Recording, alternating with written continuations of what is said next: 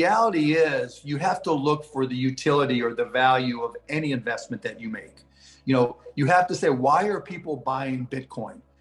In reality, Bitcoin, just like an NFT is a digital version of art, we compared it to the Mona Lisa. Bitcoin is a digital version of gold. Right. Gold, people say, well, gold has real value as jewelry. Nobody needs gold jewelry. People like gold jewelry because, it keeps a shine, et cetera, et cetera. There's a lot of reasons to love gold as jewelry. But if gold jewelry went away, the world wouldn't change. Yeah. And there's a few manufacturing applications, but gold has value because people assign it value. And those types of investments are called store of value. They're kind of like commodities, like you just said. Bitcoin's the same way. It just happens to be digital. It's limited by an algorithm and how many that's created. So there's a scarcity factor. You can't just create it forever. And because of that, and because it's easy to transfer, it's easy in some cases to use for cross-border payments between people in different countries. So there's some utility, but mostly people buy Bitcoin and own Bitcoin like I do because other people own Bitcoin, just like people buy gold. Now you hear a lot of stories. Bitcoin is a hedge to inflation. Gold is a hedge to inflation. It's not.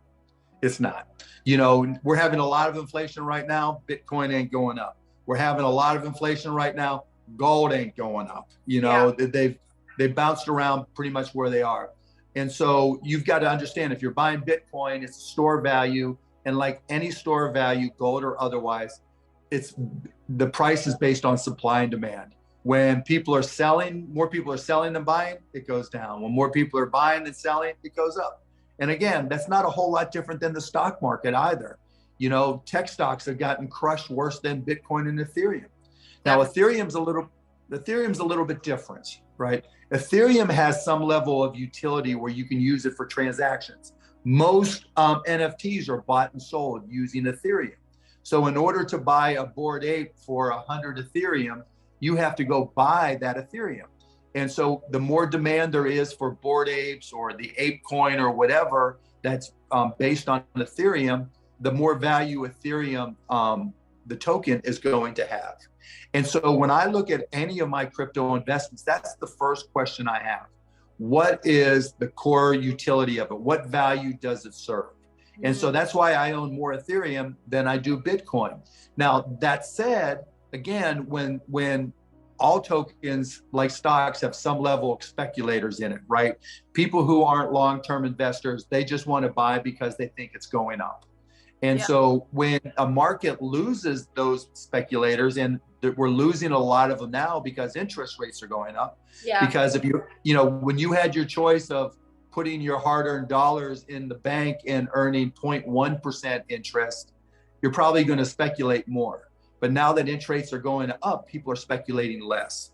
And you can't borrow money to speculate as inexpensively, so they speculate even less. And as a result, stock prices are going down. I own Amazon, I own Netflix. Those prices have gone down more than my Bitcoin and my Ethereum have gone down.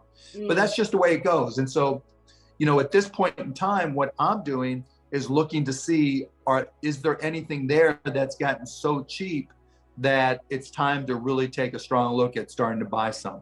And I've dabbled, when Ethereum gets down under let's say $1,800, I'll buy a little bit. When Bitcoin gets down under 28,000, I'll buy it just a little bit, because it's really hard to predict how low it's going to go. So I haven't gone all in yet. I look at DAOs and say, okay, how can they change how people do business? Right. And so one of the big things that's happening right now is, employees are starting to get a little bit more traction and having an impact at the companies that they work for. Because at least as of now, there's more jobs than there are employees, and it's not hard to go, leave your job and find another job, possibly paying even more. And companies are having to pay more to keep good people. Employees are getting more and more power. And that power is an example of why DAOs may start to have an impact in startups going forward. And so I'm starting to talk to companies now that are saying, okay, rather than creating an LLC or rather than creating a subchapter S corporation and incorporating in Delaware, I'm going to create a company as a DAO, and I'm going to pay my employees good wages because they need to be compensated. But at the same time, I want them to participate more in how we govern the company. And so we're going to give them tokens, and we're going to post things so that they can vote on different business decisions.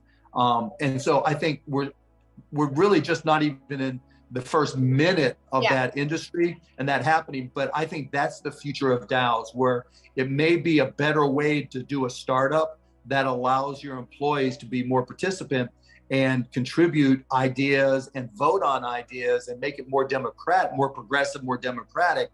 And if you start to see some companies achieve some success that way, I think you'll see more and more DAOs take place. If you don't eat, sleep, and drink your business 24/7 because that's how much you love being part of it, you're probably not right for me as an investor. And I say this because I've made so many mistakes. You know, I've gotten it wrong, gotten so many investments wrong, that I've learned what to look out for. The crypto stuff is exciting for me, but I like it more for business applications. You know, for content. Yeah, for content, it's going to be great. I'd like to see textbooks, you know, college textbooks done as an NFT, where you can take like a Kindle reader and make it part of an NFT. And so, you know, you take your class, you take L1 class in law school and all the books you have to read. If they're an NFT, when you're done with it at the end of your semester, you just sell it. And the author and the publisher get their share. And you don't have to go through all that hell of, okay, do I buy a new one, a used one? You know, what do I do with it now that I just spent $300 for this stupid textbook that I'll never use again? So there's a lot of valid applications there. I think in business, we talked about DAOs and how they may change how businesses are started.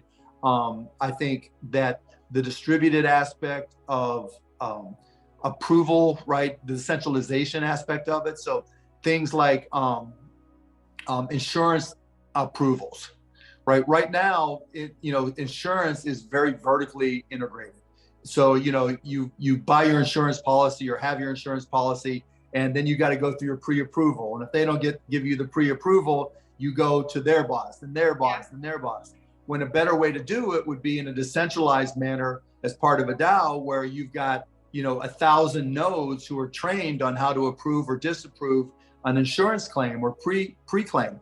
And you just let them vote. And if, you know,